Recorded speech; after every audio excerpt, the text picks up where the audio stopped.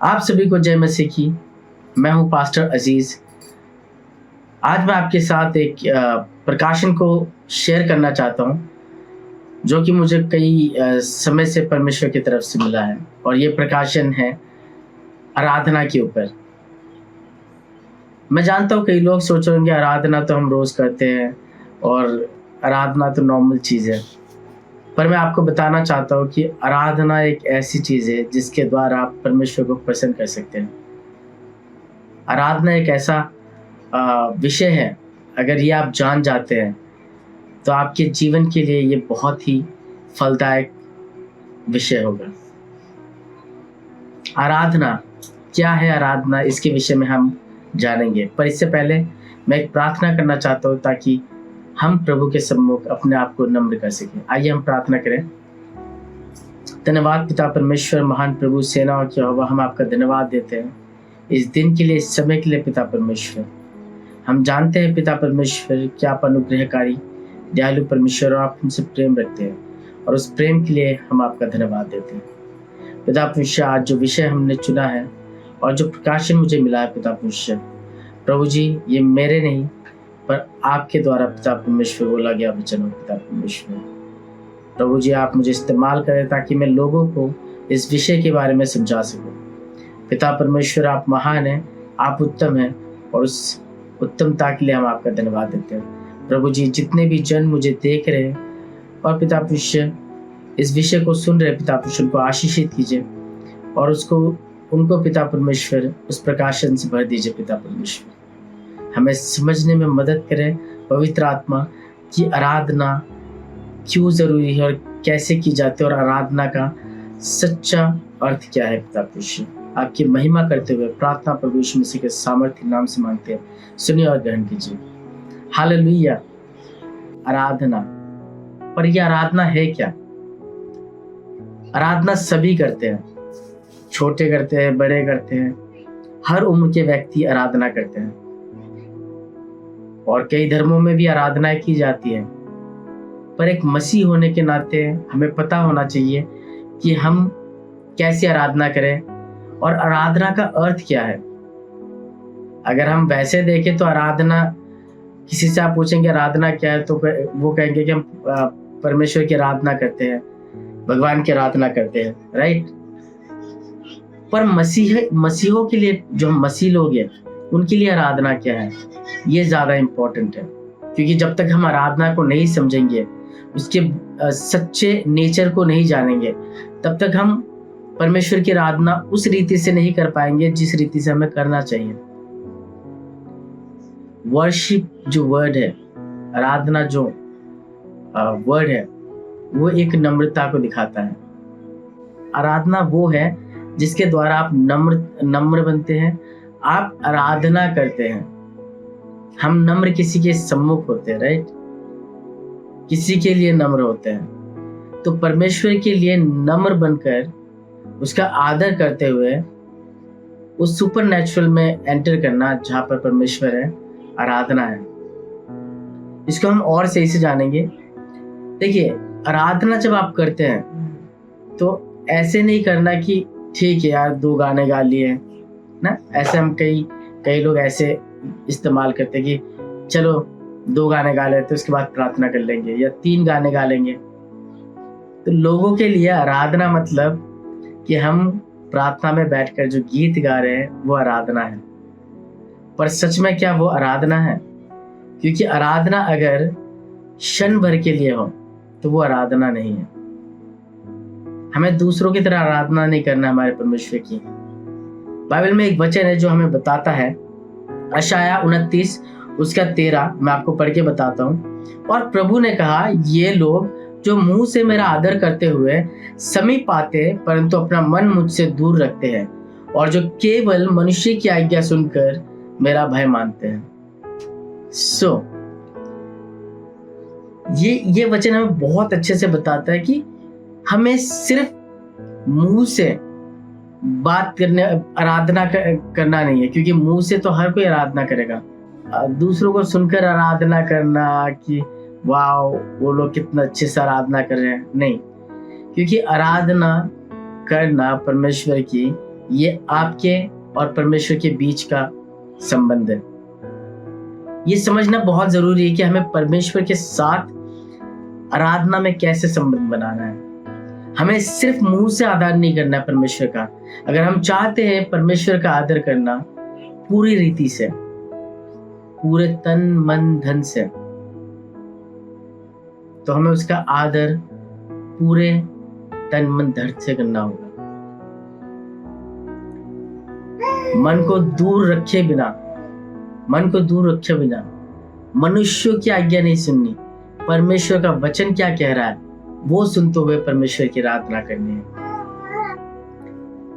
अगर हम वचन को देखें कि आराधना क्या है, इसको जानना बहुत जरूरी है। और वचनों में साफ तरीके से लिखा हुआ है कि आराधना क्या है। अगर हम यूहन्ना उसके 4 के 23 और 24 में जाते तो वहां क्या लिखा हुआ है, परंतु वह समय आता है, वरन अब भी है, जिसमें सच्चे भक्त पिता का भजन आत्मा और सच्चाई से करेंगे, क्योंकि पिता अपने लिए ऐसे ही भजन करने वालों को ढूंढता है। आमीन। ये वचन बता रहा है कि परमेश्वर ऐसे लोगों को ढूंढ रहा है जो परमेश्वर की आराधना आत्मा और सच्चाई से करते हैं। सिर्फ मुंह से नहीं, सिर्फ बातों से नहीं, आत्मा और सच्चाई से करने वाले। आज हमें जानने की जरूरत है, हमें समझने की जरूरत है, हमें टटोलने की जरूरत है खुद को कि क्या हम आत्मा और सच्चाई से परमेश्वर की आराधना कर रहे हैं। और ये जरूरी क्यों है, ये अगले वचन में कहता है यूहन्ना 4 के 24 में, परमेश्वर आत्मा है। परमेश्वर कौन है? आत्मा। पवित्र पवित्र परमेश्वर है और अवश्य है। कई जगह जरूरी लिखा हुआ है। जब जरूरी और अवश्य लिखा होता है फिर वहां पे कोई गुंजाइश नहीं होती कि ढिलाई की। अगर मेरे पिता ने मुझसे कहा है कि तुम्हें ये काम अवश्य करना है, इट मीन्स अवश्य करना है, वो काम करना ही है। अगर वो काम हम नहीं कर रहे तो या तो रूल्स के अकॉर्डिंग कुछ हमें पनिशमेंट मिलेगा, या फिर हो सकता है उसके बदले जो हमें मिलना चाहिए था वो ना मिले। और आगे लिखता है कि उसके भजन करने वाले आत्मा और सच्चाई से भजन करें। आत्मा और सच्चाई से। परमेश्वर ने हमें अपनी आत्मा से आत्मा दी है, राइट? वचन कहता है। हमें भी जब हम परमेश्वर की आराधना करते हैं, उसकी स्तुति करते हैं, उसकी महिमा करते हैं, तब आत्मा और सच्चाई से करना है, सिर्फ मुंह से नहीं। मुंह से आराधना करने वाले ना बने, आत्मा और सच्चाई से करने वाले बने। आमीन। क्योंकि जब तक हम आत्मा और सच्चाई से आराधना नहीं करेंगे तब तक परमेश्वर उसको ग्रहण नहीं करेगा। आगे हम एक और वचन पढ़ेंगे कि परमेश्वर को जो हम आराधना करते हैं वो क्या है। व्यवस्था विवरण 6 का 4 और 5 कहता है, हे इज़राइल सुन, यहोवा हमारा परमेश्वर है, यहोवा एक ही है। तो अपने परमेश्वर यहोवा से अपने सारे मन और सारे जीव और सारी शक्ति के साथ प्रेम कर। सारे मन, सारे जीव और सारे शक्ति के साथ, कि हमें परमेश्वर को सबके साथ प्रेम करना है।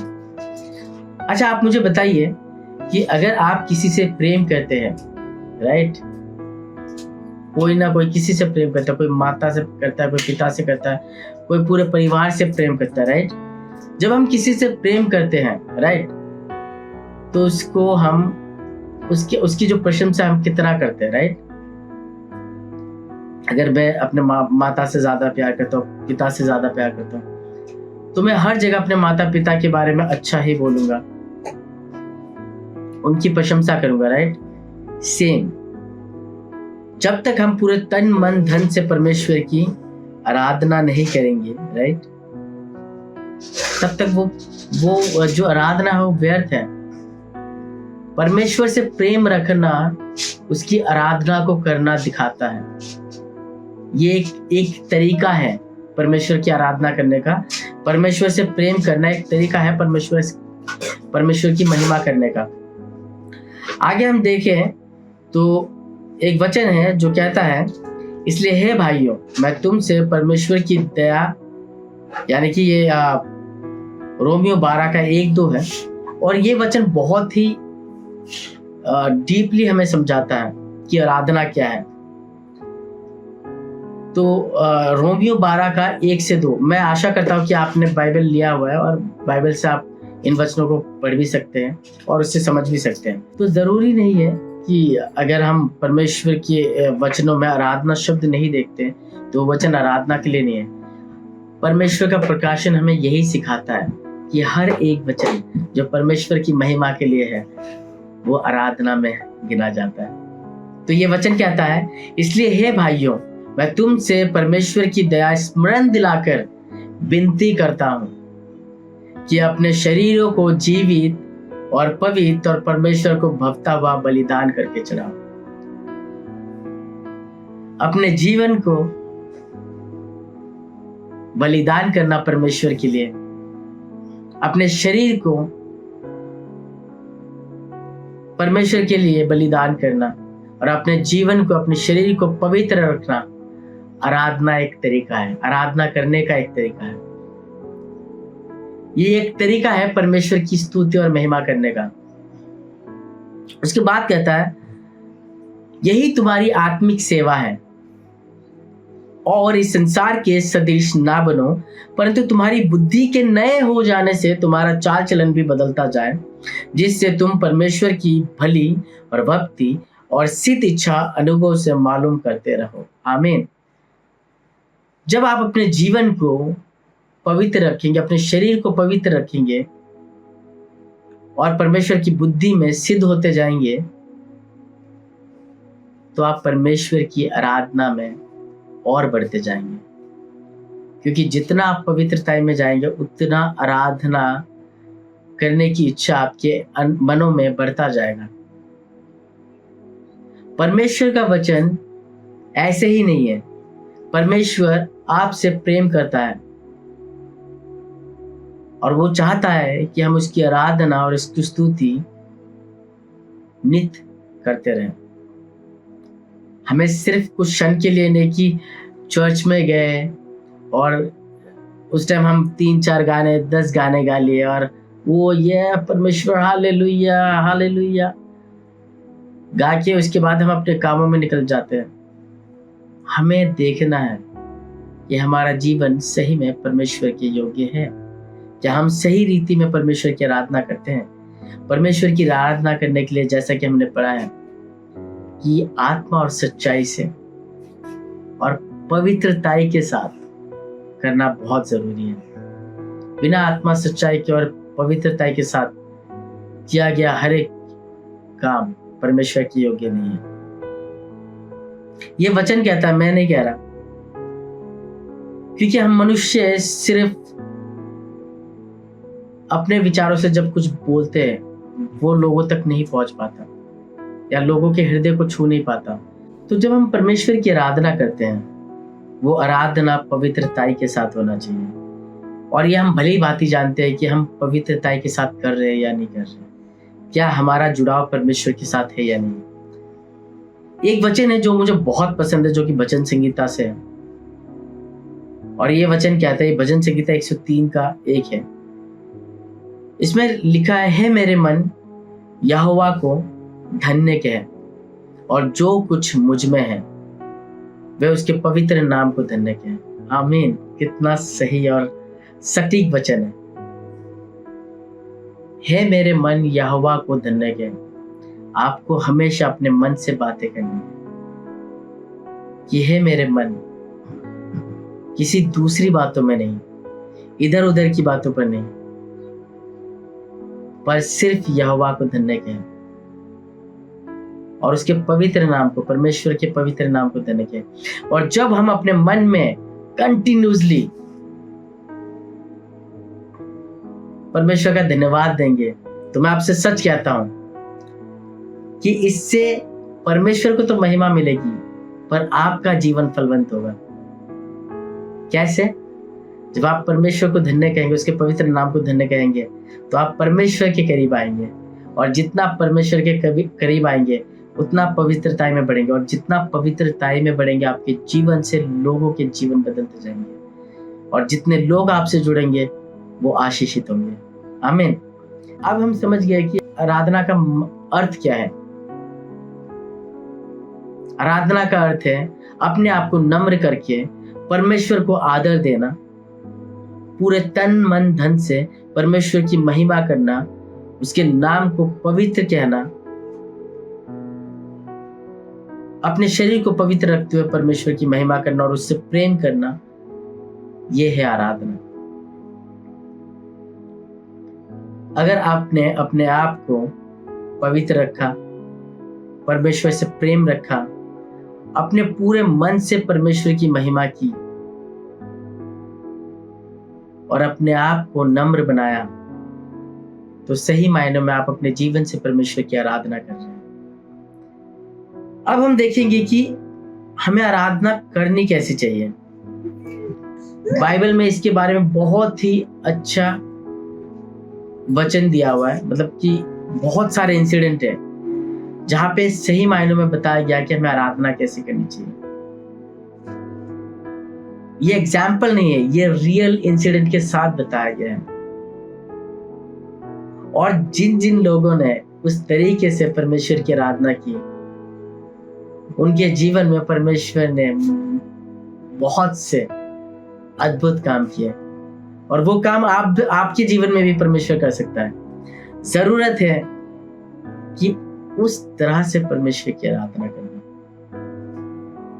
अगर हम वचनों में जाएंगे तो पहला जो मैं आपको इंसिडेंट बताने जा रहा हूं, बहुत ही जबरदस्त इंसिडेंट है। ये इंसिडेंट है दानियेल के पुस्तक से, उसका 3:16-18। तो उसमें लिखा हुआ है, शद्रक मेशक अबेदनगो ने राजा से कहा, हे नबूकदनेस्सर, इस विषय में तुझे उत्तर देने का हमें कुछ प्रयोजन नहीं जान पड़ता। हमारा परमेश्वर जिसकी हम उपासना करते हैं, आराधना करते हैं, वह हमको उस धधकते हुए भट्टी के आग से बचाने की शक्ति रखता है, वरन हे राजा, वह हमें तेरे हाथ से भी छुड़ा सकता है। आमीन, आमीन। शद्रक मेशक अबेदनगो गुलाम थे दूसरे देश में नबूकदनेस्सर, पर परमेश्वर ने वहां पे भी उनका साथ दिया। आप जानते क्यों? क्योंकि वो परमेश्वर के उपासक थे, आराधक थे, जो परमेश्वर की आराधना करते थे। सोचिए, वो बंदी बनकर भी, गुलामी करते हुए भी परमेश्वर की ही आराधना करते थे। हो सकता था कि वो डर के मारे परमेश्वर की आराधना करना बंद कर देते, कुछ भी हो सकता था।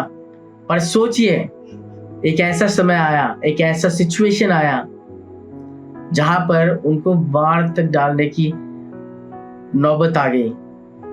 किस लिए? ताकि वो राजा के मूर्ति के सामने झुके। पर वो झुके नहीं। उन्होंने क्या कहा कि हम तुझसे नहीं डरते, हम सिर्फ सच्चे परमेश्वर जिसकी हम उपासना करते हैं। कैसे उपासना? निडर होकर, बिना डरे, हालात कैसे हो, कुछ भी हो, आपको परमेश्वर की आराधना करनी है। डरना नहीं है। बहुत से डराने के लिए आएंगे, सताने के लिए आएंगे वो, हालेलुया। पर हमें डरना नहीं है।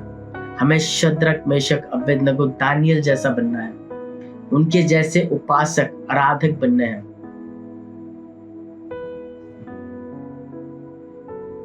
ये है सच्ची आराधना, किसी से नहीं डरना। उसके बाद हम देखते हैं और एक इंसिडेंट जो कि मुझे और जबरदस्त लगता है, मतलब कि ऐसे पावरफुल इंसिडेंट है जिसको देख के कई बार ऐसा लगता है कि कितने निडर लोग थे उस टाइम। और एक इंसिडेंट है बाइबल में जो कि है प्रेरितों के काम 16 उसके 22 से 26 में। इसमें लिखा है, तब भीड़ के लोग उनके विरोध में इकट्ठे होकर चढ़ आए और हाकिमों ने उनके कपड़े फाड़ कर उतार डाले और उन्हें बेंत मारकर मारने की आज्ञा दी, और बहुत बेंत लगवाकर उन्हें बंदरगी में डाला और दरोगा को आज्ञा दी कि उनकी चौकसी रखे। उसने ऐसी आज्ञा पाकर उन्हें भीतर की कोठरी में रखा और उनके पांव काठ में ठोक दिए। आधी रात के लगभग पौलुस और सिलास प्रार्थना करते हुए परमेश्वर के भजन गा रहे थे और बंधुए उनकी सुन रहे थे कि इतने में एकाएक बड़ा भूडोल हुआ, यहाँ तक कि बंदरगी की नेव हिल गई और तुरंत सब द्वार खुल गए और सबके बंधन खुल गए। आमीन, हालेलुया। पौलुस और सिलास। अच्छा, मैं आपसे एक बात पूछता हूं कि आज अगर आप किसी सिचुएशन में जहां पे आपको बुरी तरह से मारा पीटा गया और उसके बाद एक अंधेरे कमरे में छोड़ दिया, तो आप क्या करेंगे?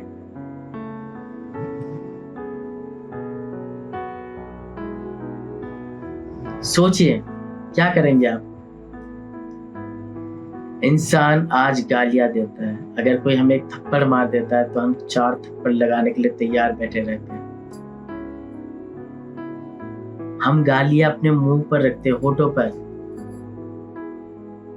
पर एक मसीह होने के नाते हमारा क्या फर्ज है? हमें क्या करना चाहिए? पौलुस और सिलास की तरह इतनी बुरी स्थिति में वो प्रचार करने के बाद पकड़े गए, उनको बेत मारे गए। बेत जब पड़ता है शरीर पर, उसके बाद किसी इंसान का सही से बैठे रहना मुश्किल है। आप सोचिए, उनकी पीठ पर, पैरों पर, जहां जहां बेत लगे होंगे वहां निशान पड़ गए होंगे, बैठना मुश्किल होगा।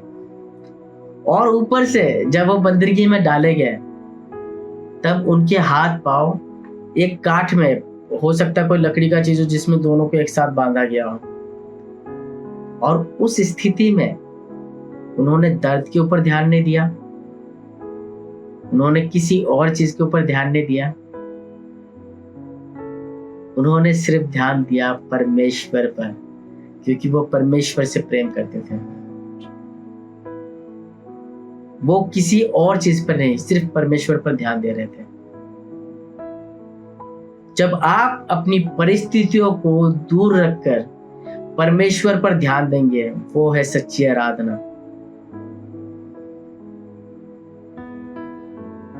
सच्ची आराधना हमें समझना है क्या है, कैसे करनी है। आगे और एक वचन है जो कि मुझे बहुत बहुत पसंद, और मैं जानता हूं आपने पढ़ा है और आपको भी बहुत ज्यादा पसंद होगा। ये है 2 शमूएल उसका 6:16, जहां पे हमारे राजा साहब, जो कि परमेश्वर की बहुत करीब था, आप समझ गए होंगे मैं दाऊद की बात कर रहा हूँ, उनके बारे में लिखा हुआ है, जब यहोवा का संदूक दाऊदपुर में आ रहा था तब शाऊल की बेटी मिकेल ने खिड़की में से झांक कर दाऊद राजा को यहोवा के सम्मुख नाचते कूदते देखा और उसे मन ही मन तुच्छ जाना। यहाँ पे 2 बातें हैं। एक राजा जो बहुत उच्च पद पर है, वो किसी चीज के परवाह किए बिना, कौन मेरे अगल है बगल में है, कोई फर्क नहीं पड़ता, उसे किसी से कुछ लेना देना नहीं था, उसे सिर्फ परमेश्वर से लेना देना था। और यही रीजन था वो नाच रहा था, कूद रहा था, लोगों के बीच में, जिनका वो राजा था उनके बीच में नाच कूद रहा था। तो हम देखते हैं यहाँ पे 2 तरह के सिचुएशंस हैं। एक राजा जो सब कुछ भुलाकर परमेश्वर की आराधना कर रहा है, और उसकी पत्नी उसको तुच्छ गिन रही है। दाऊद सही मायने में परमेश्वर की आराधना कर रहा था, क्योंकि वो जानता था उसका रिश्ता परमेश्वर के साथ कैसा है। वही मिकेल, उसकी पत्नी, उसको तुच्छ जान रही थी, क्योंकि उसका परमेश्वर से कोई लेना देना नहीं था। ये जो 3 इंसिडेंट है, ये मैंने आपको क्यों दिए, क्यों बताया, इसके पीछे बहुत बड़ा रीजन है। आपने तीनों के आराधना करने का तरीका देखा होगा। शद्रक, मेशक, अबेदनगो, ये निडर होकर परमेश्वर की आराधना कर रहे थे, उनको कोई डर नहीं था। पौलुस और सिलास, ये ऐसे सिचुएशन में जहां पर लोग अपनी आवाज नहीं निकाल पाते, उस सिचुएशन में परमेश्वर की आराधना कर रहे थे। तीसरा, दाऊद एक राजा होकर आराधना कर रहा था, वो भी नाचते कूदते सबके बीच में। हम मसीहों में परमेश्वर की आराधना करते हुए ये 3 गुणों का होना बहुत जरूरी है। निडरता से आराधना करना, किसी भी हालत में, किसी भी सिचुएशन में आराधना करना, बिना शर्माए परमेश्वर की महिमा और आराधना करना। बहुत से लोग आपको तुच्छ जानेंगे, बहुत से लोग आपको कई तरह से संबोधित करेंगे, बहुत से लोग सताने आएंगे, बहुत से लोग आपको ऐसी परिस्थिति में डालेंगे जहां पे आप आवाज तक नहीं निकाल पाएंगे। तब सब भूल जाइए, परमेश्वर की आराधना में मेडिटेट कीजिए। Meditation with God. जब आप आराधना करें तो आप जब मेडिटेशन करते हैं तो आप क्या करते हैं? आप सब भूल जाते हैं। आप अपना जो ध्यान है सिर्फ एक और केंद्रित करते हैं। सेम जब आप परमेश्वर की आराधना करें, सब भूल जाए। आपके आस पास अगल बगल क्या हो रहा है, आप किस सिचुएशन में हैं, कैसी परिस्थिति में हैं, आपको सिर्फ और सिर्फ एक ही चीज ध्यान रखना है, मुझे मेरे प्रेमी परमेश्वर की आराधना करनी है। ये जो 3 इंसिडेंट है, ये 3 इंसिडेंट या आप कह सकते सिचुएशन हमारे जीवन में भी आते हैं और आएंगे। ये जो शारीरिक जीवन में हम जी रहे इसमें आएंगे, परिस्थितियां बनेंगी। हमें दाऊद की तरह बिना किसी के परवाह किए परमेश्वर की आराधना करनी है। हमें पौलुस और सिलास की तरह किसी भी परिस्थिति में अगर हम हैं, हमें परमेश्वर की आराधना करनी है। और हमें शद्रक मेशक अबेदनगो की तरह बिना डरे, चाहे हमारे जीवन के ऊपर कितनी भी गंभीर समस्या क्यों ना आ जाए, हमें परमेश्वर की आराधना करनी है। जब हम ये करते हैं, आपने खुद देखा कि शद्रक मेशक और अबेदनगो आग में डाले गए पर वो बचाए गए। पौलुस और सिलास बंदरगी में थे पर सारे दरवाजे खुल गए और दाऊद राजा बनाया गया। हालेलुया। हम सबकी जिंदगी में ये समस्या, ये परेशानी आएंगी, पर हमें ये सब चीजें हराने के लिए परमेश्वर की आराधना करना जरूरी है। अगर हम परमेश्वर की आराधना करते हैं, उसकी महिमा करते हैं, तो हमें हमारे जीवन को क्या फायदा मिलता है? अगर हम यिर्मयाह 20 और उसके 13 को पढ़ते हैं तो वचन कहता है, यहोवा के लिए गाओ, यहोवा की स्तुति करो, क्योंकि वे दरिद्र जन के प्राण को कुकर्मियों के हाथ से बचाता है। जब हम परमेश्वर की आराधना करते हैं, महिमा करते हैं, तो परमेश्वर हमें, हमारे प्राणों को, हमारे जीवन को हर तरह की परिस्थितियों से, हर तरह के शैतान के वारों से परमेश्वर हमें बचाता है, क्योंकि हम परमेश्वर के साथ जुड़े रहते हैं। अब आप सोचिए कि बाइबल में कौन एक ऐसा व्यक्ति था जो हर क्षण परमेश्वर की आराधना करते रहता था, जो बिना परमेश्वर की आराधना किए बिना नहीं रह सकता था। क्या आपको कोई नाम याद आ रहा है? नहीं? अच्छा, चलिए मैं आपको बताता हूं। यीशु मसीह वो शख्स थे जो हर वक्त परमेश्वर की आराधना करते थे। आपने वचन जब पढ़ा होगा, आपने देखा होगा, हर बार कहीं ना कहीं आपको लिखा मिला होगा कि प्रभु यीशु मसीह रात को प्रार्थना के लिए निकल जाते थे। कहाँ जाते थे वो? परमेश्वर की आराधना करने। परमेश्वर का बेटा परमेश्वर की आराधना करने जाता था। हम तो मनुष्य हैं, वो चाहते तो क्या कुछ नहीं कर सकते थे, पर उन्होंने हमें सिखाया कि हमें हर वक्त, हर क्षण परमेश्वर की आराधना करनी है। अब आप सोच रहे होंगे हर क्षण कैसे कर सकते हैं? बिल्कुल कर सकते हैं। चाहे आप खाना पकाए, गाना, कहीं पे भी जाए, घूमने जाए, आप हर वक्त परमेश्वर की महिमा करते रहें। वचनों से आप परमेश्वर की महिमा करें। जैसे भजन संगीत है उससे आप वचन लेके गाने बनाएं और कोशिश कीजिए उसको गाने की। परमेश्वर आपके सुरों को नहीं देखता कि आप कौन से सुर में गा रहे हैं। परमेश्वर आपके मनों को देखता है कि आप किन परिस्थितियों में आप उसकी आराधना कर रहे हैं।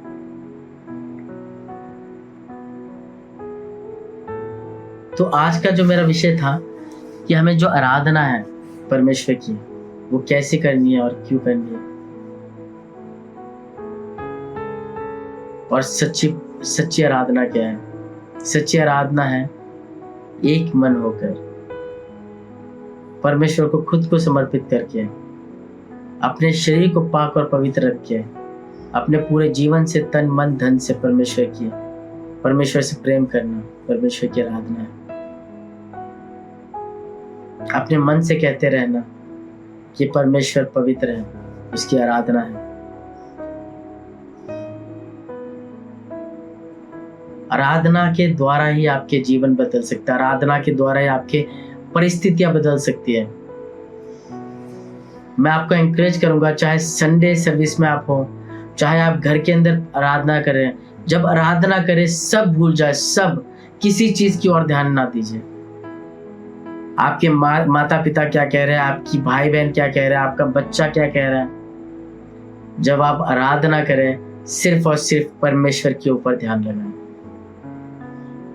और ये बहुत ज्यादा जरूरी है। एक मसीह जीवन के लिए सबसे ज्यादा जरूरी है आराधना करना, क्योंकि आराधना से आपके हालात बदल जाते हैं।